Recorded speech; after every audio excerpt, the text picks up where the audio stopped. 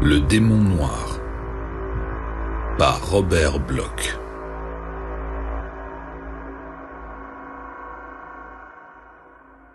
Jamais encore la véritable histoire de la mort d'Edgar Gordon n'a été couchée sur le papier. À vrai dire, personne d'autre que moi ne sait qu'il est mort. Car les gens ont peu à peu oublié ce génie sombre et étrange dont les récits furent jadis si populaires parmi les amateurs de fantastique du monde entier. Peut-être est-ce son œuvre tardive qui a fini par aliéner le public. Les allusions cauchemardesques et les fantaisies extravagantes de ses derniers livres. Beaucoup qualifièrent ces volumes au style outrancier d'œuvres d'un fou, et même ses correspondants refusèrent de commenter certains textes inédits qu'il leur envoyait. De plus, sa vie privée, furtive et excentrique, n'était pas considérée d'un très bon œil par ceux qui l'avaient connu à l'époque de ses premiers succès. Quelle qu'en soit la cause, lui et ses écrits ont été condamnés à l'oubli par un monde qui ignore toujours ce qu'il ne peut tout à fait comprendre. Aujourd'hui, tous ceux qui se souviennent encore de lui pensent simplement que Gordon a disparu. C'est préférable, compte tenu de la manière singulière dont il est mort. Mais j'ai décidé de dire la vérité. Voyez-vous, j'ai très bien connu Gordon. J'étais à proprement parler le dernier de tous ses amis, et j'étais là, à la fin. Je lui dois une dette de gratitude pour tout ce qu'il a fait pour moi, et comment pourrais-je mieux m'en acquitter qu'en révélant au monde les faits réels concernant sa triste métamorphose mentale et sa mort tragique. Si je puis espérer éclaircir ces choses et laver le nom de Gordon de l'injuste stigmate de la folie, alors j'aurai le sentiment de ne pas avoir vécu en vain. C'est pourquoi je rédige cette déclaration. Je suis parfaitement conscient qu'on pourrait ne pas croire à cette histoire. Il s'y trouve certains, disons, aspects sensationnels qui m'ont fait longuement hésiter avant d'exposer son cas au public. Mais j'ai une dette à payer, ou plutôt un dommage à rendre au génie qu'était autrefois Edgar Enquist Gordon, d'où ce récit. Cela doit faire 6 ans environ que je l'ai rencontré pour la première fois. J'ignorais même que nous vivions dans la même ville, jusqu'à ce qu'un correspondant commun le mentionne par inadvertance dans une lettre. J'avais bien sûr déjà entendu parler de lui, étant moi-même un écrivain amateur plein d'espoir et parfois sans espoir du tout. J'étais énormément influencé et impressionné par ses œuvres parues dans les divers magazines consacrés à la littérature fantastique. À cette époque, il était connu dans ce petit milieu de pratiquement tous les lecteurs de ces revues comme un écrivain de récits d'horreur d'une érudition exceptionnelle. Son style lui avait valu une certaine renommée dans ce domaine restreint, bien qu'il se trouvât déjà des gens pour tourner en ridicule le grotesque de ses thèmes. Mais moi je l'admirais, ardemment. Aussi m'invitai-je moi-même à lui rendre visite chez lui, et nous devînmes amis. Étonnamment, ce rêveur reclus semblait apprécier ma compagnie. Il vivait seul, ne cultivait aucune relation, et n'entretenait de contact avec ses amis que par correspondance. Sa liste d'envois était cependant considérable. Il échangeait des lettres avec des auteurs et des éditeurs de tout le pays, avec des aspirants écrivains, de jeunes journalistes ambitieux, des penseurs et des étudiants de partout. Une fois sa réserve percée, il sembla heureux de m'accorder son amitié. Et il est inutile de dire que j'en fus ravi. Ce qu'Edgar Gordon fit pour moi, durant les 3 années suivantes, ne pourra jamais être pleinement raconté. Son aide précieuse, ses critiques amicales et ses encouragements bienveillants finirent par faire de moi une sorte d'écrivain, et par la suite, cet intérêt commun forma entre nous un lien supplémentaire. Ce qu'il me révéla au sujet de ces magnifiques récits me stupéfia. Pourtant, j'aurais peut-être dû m'en douter dès le début. Gordon était un homme grand, maigre, anguleux, le visage pâle et les yeux enfoncés qui trahissent le rêveur. Son langage était poétique et profond. Ses gestes personnels se déroulaient avec une lenteur presque somnambulique, comme si l'esprit qui dirigeait ses mouvements mécaniques se trouvait ailleurs, très loin. À ces signes, j'aurais donc pu deviner son secret, mais je ne le fis pas, et fus à juste titre stupéfait lorsqu'il me le révéla pour la première fois. Car Edgar Gordon écrivait toutes ses histoires à partir de rêves. L'intrigue, le décor et les personnages étaient les produits de sa propre vie onirique, riche en couleurs. Il ne lui restait plus qu'à transcrire sur le papier les fantaisies de son sommeil. Ce n'était pas, je l'ai appris plus tard, un phénomène entièrement unique. Feu Edward Lucas White prétendait avoir écrit plusieurs livres entièrement fondés sur des imaginations nocturnes. Howard Phillips Lovecraft avait produit nombre de ces splendides récits inspirés d'une source similaire. Et bien sûr, Coleridge avait entrevu son Kubla Khan en rêve. La psychologie regorge d'exemples attestant la possibilité d'une inspiration nocturne. Mais ce qui rendait l'aveu de Gordon si étrange, c'étaient les singulières particularités personnelles qui accompagnaient ses propres phases de rêve. Il affirmait avec sérieux qu'il pouvait fermer les yeux à n'importe quel moment, se laisser glisser dans une somnolence légère et se mettre à rêver sans fin. Peu importait que cela se produise de jour ou de nuit, qu'il dormît 15 heures ou 15 minutes. Il semblait particulièrement sensible aux impressions subconscientes. Mes modestes recherches en psychologie me conduisirent à penser qu'il s'agissait d'une forme d'auto-hypnose et que ces brèves siestes relevaient en réalité d'un certain stade de sommeil magnétique dans lequel le sujet est réceptif à toute suggestion. Poussé par mon intérêt, je l'interrogeais souvent de près sur le contenu de ses rêves. Au début, il répondait volontiers. Une fois que je lui avais exposé mes propres idées sur le sujet, il m'en raconta plusieurs que je consignais dans un carnet pour analyse ultérieure. Les fantaisies de Gordon étaient fort éloignées des types ordinaires de sublimation, de refoulement freudien. On n'y discernait ni schéma, de désir caché, ni symbole reconnaissable. Elles avaient quelque chose d'étranger. Il me raconta comment il avait rêvé l'histoire de son célèbre récit du Gargouille, des villes noires qu'il visitait sur les fabuleux confins de l'espace et des étranges habitants qui lui parlaient depuis des trônes informes, existant au-delà de toute matière. Ces descriptions saisissantes de géométrie terriblement étrange et de formes de vie ultraterrestres me convainquirent qu'il n'abritait pas un esprit ordinaire, pour être le théâtre de visions aussi inquiétantes et troublantes. La facilité avec laquelle il se souvenait de détails précis était également inhabituelle. Il ne semblait y avoir aucun concept mental flou. Il rappelait chaque détail de rêve qu'il avait peut-être fait des années auparavant. De temps à autre, il passait rapidement sur certaines parties de ces descriptions sous prétexte qu'il ne serait pas possible de rendre ces choses intelligibles par la parole. Il insistait sur le fait qu'il avait vu et compris beaucoup de choses impossibles à décrire dans un cadre tridimensionnel, et que dans son sommeil il pouvait sentir les couleurs et entendre les sensations. Naturellement, c'était pour moi un champ de recherche fascinant.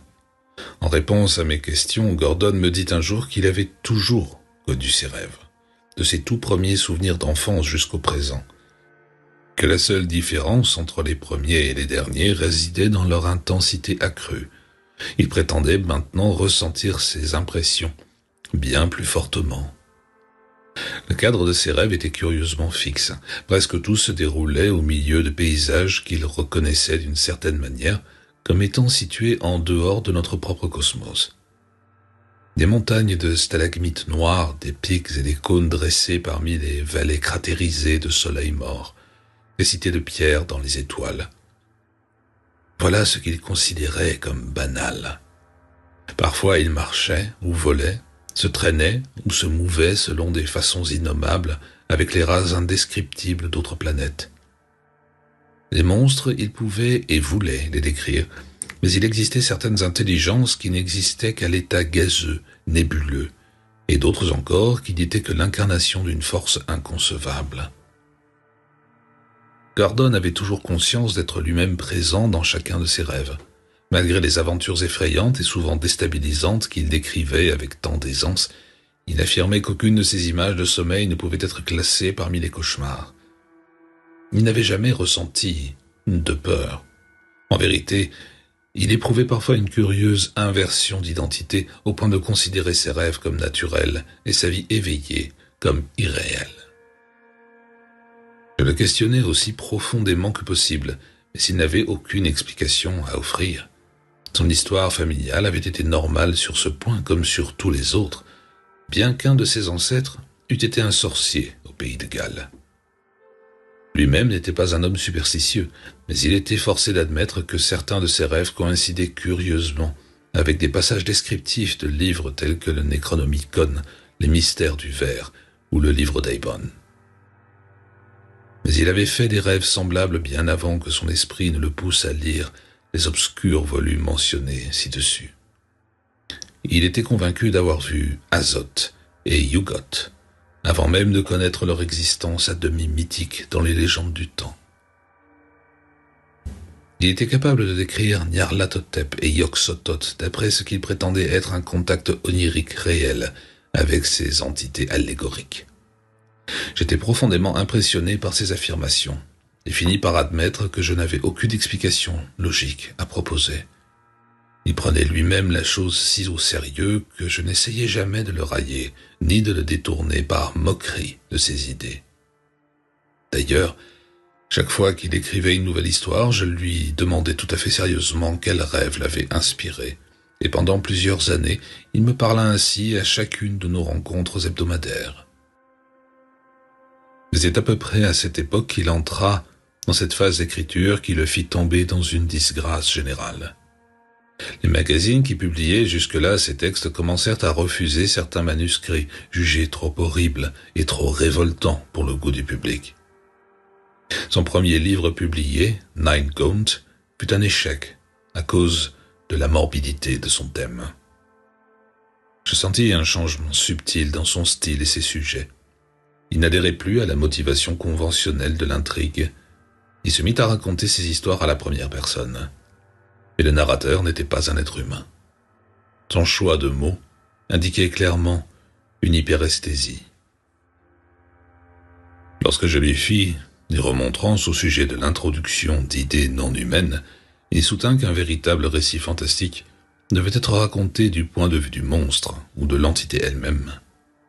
Ce n'était pas une théorie nouvelle pour moi, mais j'objectais au ton choquant de morbidité que ces histoires soulignaient désormais.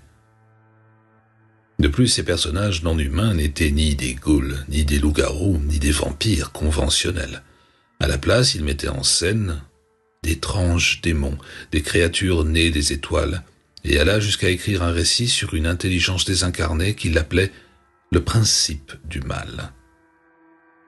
Ce genre de matière n'était pas seulement métaphysique et obscur, il était aussi insensé selon toute conception normale de la pensée, et les idées et théories qu'il y développait devenaient absolument blasphématoires.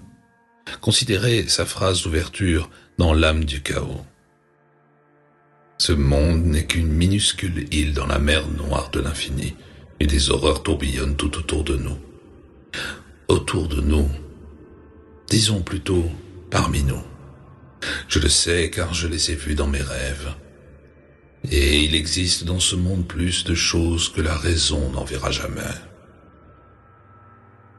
L'âme du chaos, soit dit en passant, fut le premier de ces 4 livres imprimés à compte d'auteur. À cette époque, il avait perdu tout contact avec les éditeurs et magazines traditionnels. Il avait également cessé de correspondre avec la plupart de ses anciens interlocuteurs, pour se concentrer sur quelques penseurs excentriques d'Orient. Son attitude à mon égard changeait, elle aussi. Il ne m'exposait plus ses rêves, ni ses théories sur l'intrigue et le style. Je ne lui rendais plus visite très souvent et il rejetait mes avances avec une brusquerie manifeste. J'ai cru que cela valait mieux au vu de nos dernières conversations ensemble. D'une part, certains nouveaux livres dans sa bibliothèque ne me plaisaient guère. L'occultisme est acceptable comme objet d'étude, mais les arcanes cauchemardesques des cultes des ghouls ou du Daemonorum ne sont pas propices à un état d'esprit sain. En outre, ces derniers manuscrits privés étaient presque trop extravagants. J'étais loin d'être impressionné favorablement par le sérieux avec lequel ils traitaient certains savoirs cryptiques. Quelques-unes de ses idées étaient beaucoup trop extrêmes. Dans un autre siècle, on l'aurait persécuté pour sorcellerie s'il avait osé exprimer la moitié des croyances contenues dans ses récits. D'autres facteurs me rendaient à moitié heureux de l'éviter. Toujours reclus par choix, ses tendances d'ermite semblaient encore plus marquées qu'auparavant. Il ne sortait plus du tout, me dit-il, même plus dans le jardin. La nourriture et les autres nécessités lui étaient livrées une fois par semaine à la porte. Le soir, il ne s'autorisait d'autre lumière qu'une petite lampe dans le salon-bureau. Tout ce qu'il consentait à dire de cette routine rigide restait évasif. Il affirmait passer tout son temps à dormir et écrire. Il était plus maigre, plus pâle, et se mouvait avec une rêverie mystique encore plus accentuée qu'avant. Je pensais à la drogue. Il avait l'air d'un toxicomane typique. Mais ses yeux n'avaient pas l'éclat fiévreux caractéristique du mangeur de hashish, et l'opium n'avait pas ravagé sa constitution. Puis, je soupçonnais la folie. Son ton détaché, sa façon méfiante de refuser d'approfondir le moindre sujet de conversation, pouvaient venir d'un trouble nerveux. Il était par nature sujet à certains traits schizoïdes. Peut-être était-il dérangé. Certainement, ce qu'il me dit alors au sujet de ses rêves récents tendait à confirmer ma théorie. Je n'oublierai jamais cette ultime conversation sur les rêves tant que je vivrai, pour des raisons qui apparaîtront bientôt. Il me parla de ses derniers récits avec une certaine réticence. Oui, eux aussi étaient inspirés par ses rêves comme les précédents. Il ne les écrivait pas pour le public. Et les éditeurs, comme les imprimeurs, pouvaient bien aller au diable pour tout ce que cela lui importait. Il les écrivait parce qu'on lui avait ordonné de les écrire. Oui, ordonné. Par la créature de ses rêves, évidemment. Il n'aimait guère en parler, mais puisque j'étais un ami, j'insistais. Aujourd'hui, je regrette de l'avoir fait. Peut-être m'aurait-on épargné le savoir qui suis. Edgar Henquist Gordon, assis là, dans la froide clarté lunaire, assis près de la large fenêtre, des yeux aussi pâles et aussi intensément luisants que cette lumière de lune lépreuse est redoutable. Je sais maintenant ce qu'il en est de mes rêves. J'ai été choisi depuis le commencement pour être le Messie, le messager de sa parole. Non, je ne verse pas dans la religion. Je ne parle pas d'un Dieu au sens ordinaire du terme, ce mot dont les hommes se servent pour désigner n'importe quelle puissance qu'ils ne comprennent pas. Je parle du ténébreux. Tu as lu ce qu'on dit de lui dans ces livres que je t'ai montrés. On l'appelle le démon messager. Mais tout cela est allégorique.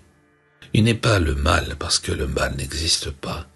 Il est simplement étranger, et je dois être son messager sur terre. Ne t'agite pas ainsi, je ne suis pas fou. Tu as déjà entendu parler de tout cela, comment les peuples anciens vénéraient des forces qui s'étaient jadis manifestées physiquement sur la terre, comme le ténébreux qui m'a choisi. Les légendes sont absurdes, bien sûr. Ce n'est pas un destructeur, seulement une intelligence supérieure qui cherche à établir un rapport mental avec les esprits humains, afin de permettre à certains échanges entre l'humanité et ceux d'au-delà. Il me parle dans mes rêves. Il m'a dit d'écrire mes livres et de les distribuer à ceux qui savent. Lorsque le moment sera venu, nous nous rassemblerons et nous dévoilerons quelques-uns des secrets du cosmos que les hommes n'ont fait qu'entrevoir, ou même peut-être à pressentir en rêve. Voilà pourquoi j'ai toujours rêvé. J'ai été choisi pour apprendre. Voilà pourquoi mes rêves m'ont montré de telles choses. Yugot et tout le reste.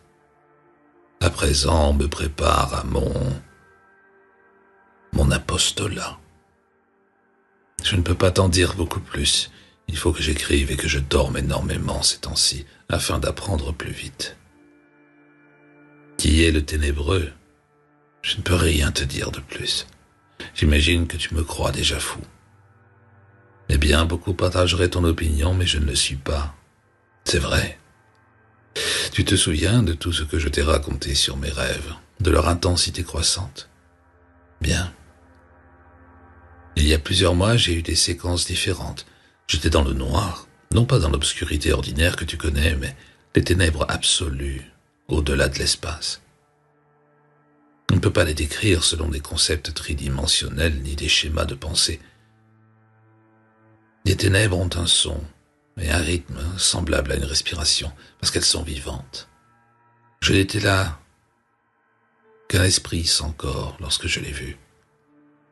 Il est sorti des ténèbres et a communiqué avec moi, pas avec des mots. Je remercie le ciel que mes rêves antérieurs m'aient peu à peu endurci contre l'horreur visuelle. Autrement, je n'aurais jamais pu supporter sa vue. Tu comprends, il ne ressemble pas aux humains, et la forme qu'il a choisi de porter est assez épouvantable. Mais lorsqu'on comprend, on se rend compte que cette forme est aussi allégorique que les légendes que des hommes ignorants ont inventées sur lui et sur les autres.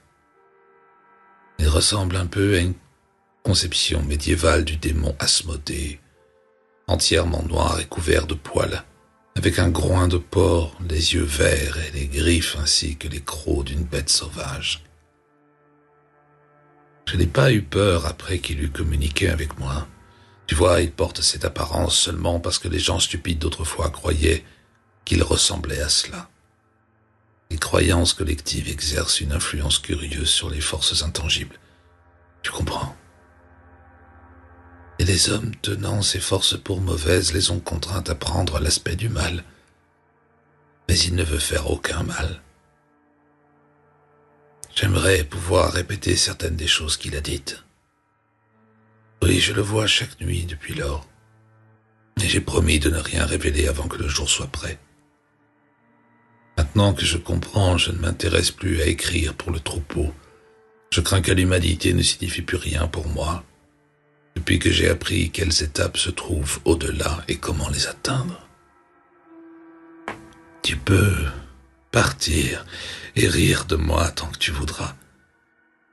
Tout ce que je peux dire, c'est que rien dans mes livres n'a été exagéré le moins du monde et qu'ils ne contiennent que des aperçus infinitésimaux, des révélations ultimes qui rôdent au-delà de la conscience humaine. Mais lorsque viendra le jour qu'il a fixé, alors le monde entier apprendra la vérité. Jusque-là, tu ferais mieux de te tenir éloigné de moi. Je ne peux pas être dérangé, et chaque soir, les impressions deviennent de plus en plus fortes. Il m'arrive de dormir 18 heures par jour, maintenant, tant il y a de choses qu'il veut me dire, tant de choses à apprendre en préparation. Et lorsque le jour viendra, je serai la divinité incarnée. Il me l'a promis, d'une façon ou d'une autre. Je deviendrai incarné avec lui. Telle fut en substance la teneur de son monologue. Je partis peu après. Il n'y avait rien que je puisse dire ou faire, mais plus tard je réfléchis beaucoup à ce qu'il m'avait raconté.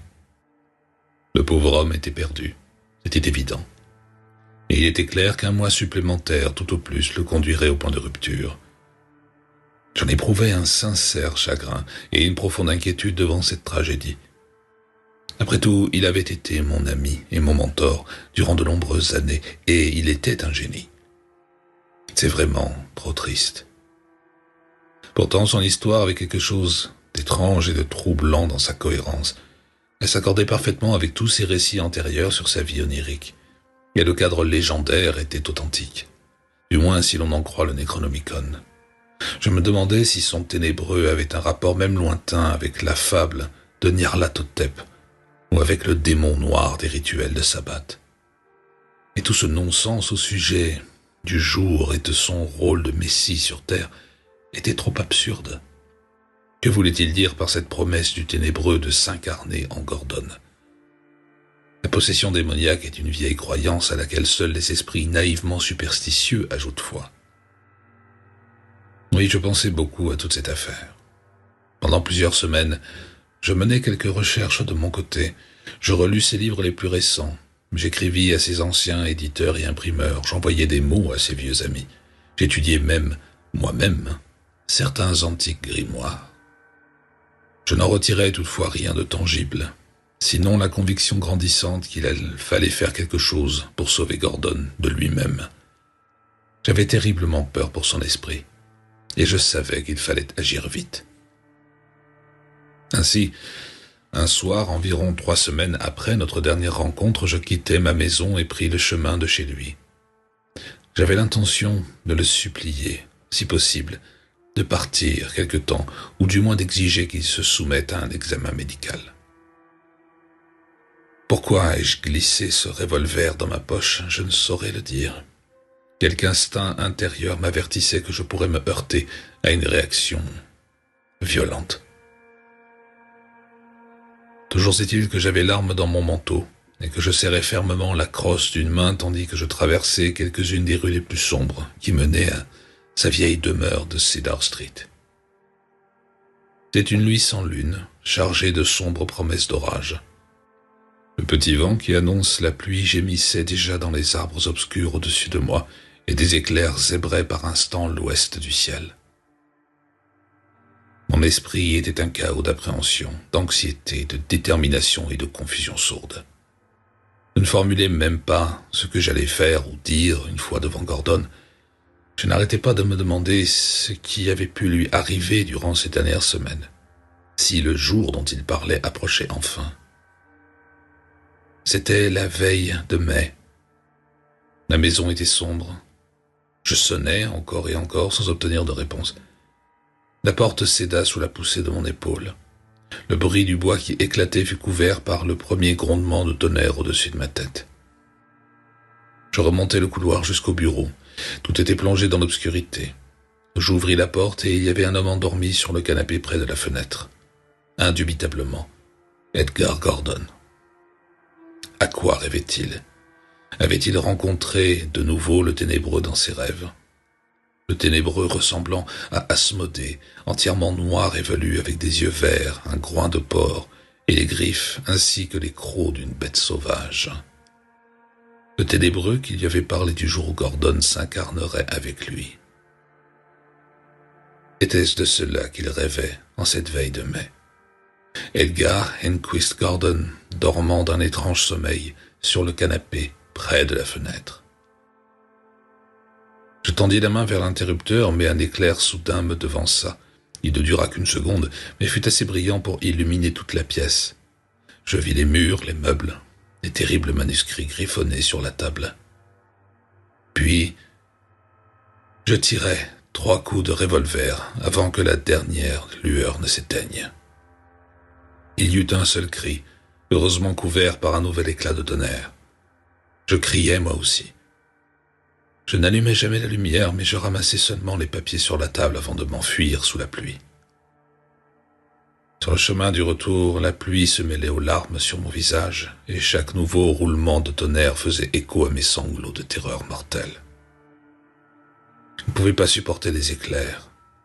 Pourtant, je me cachais les yeux tout en courant à l'aveugle vers la sécurité de mes propres pièces. Là, je brûlais les papiers que j'avais emportés sans même les lire. Je n'en avais pas besoin, car il n'y avait plus rien à apprendre. Cela remonte à plusieurs semaines. Quand on finit par entrer dans la maison de Gordon, on n'y trouva aucun corps, seulement un costume vide qui semblait avoir été négligemment jeté sur le canapé. Rien d'autre n'avait été dérangé, et la police attribua l'absence des papiers de Gordon au fait qu'il les avait emportés avec lui lorsqu'il avait disparu. Je suis très heureux qu'on n'ait rien découvert d'autre, et je me satisferais volontiers de garder le silence, n'était le fait que Gordon passe pour un fou. Moi aussi, jadis, je l'ai cru fou. Vous voyez donc que je dois parler. Après cela, je quitterai cet endroit car je veux oublier autant que possible. En cela, j'ai de la chance. Je ne rêve pas. Non, Edgar Gordon n'était pas fou. C'était un génie et un homme de bien. Mais il disait la vérité dans ses livres, sur ces horreurs qui nous entourent et vivent parmi nous. Car lorsque l'éclair a embrasé la pièce, j'ai vu ce qui reposait endormi sur le canapé. C'est cela que j'ai abattu, c'est cela qui m'a fait hurler en fuyant dans la tempête, et c'est cela qui me convainc que Gordon n'était pas fou, mais qu'il disait la vérité. Car l'incarnation avait eu lieu. Là, sur le canapé, vêtu des habits d'Edgar Henquist Gordon, gisait un démon pareil à Asmodée, une créature noire et velue, aux groins de porc, aux yeux verts, et au terrible croc et serre d'une bête sauvage. C'était le ténébreux, le démon noir des rêves d'Edgar Gordon.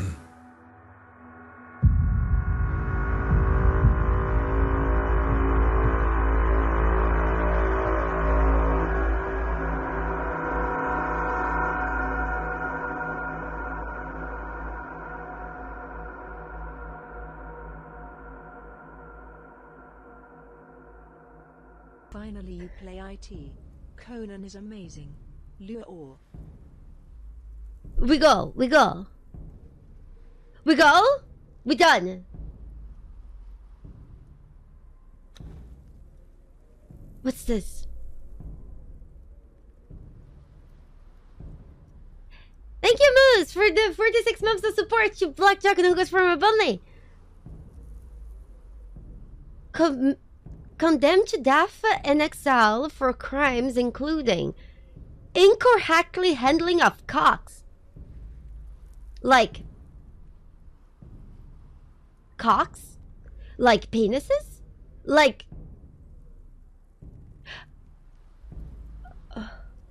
how do you incorrectly handle cocks? High treason, pickpocketing.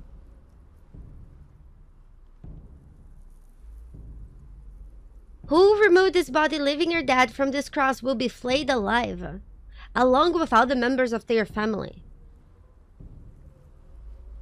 What can I edit this for?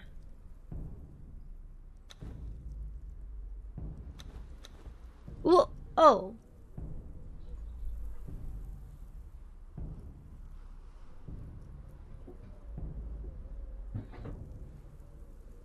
Okay. I have a cock here. So how did my character mishand this cock? Is this incorrect handling of cock? Is this incorrect handling of cock? Oh. What does that mean?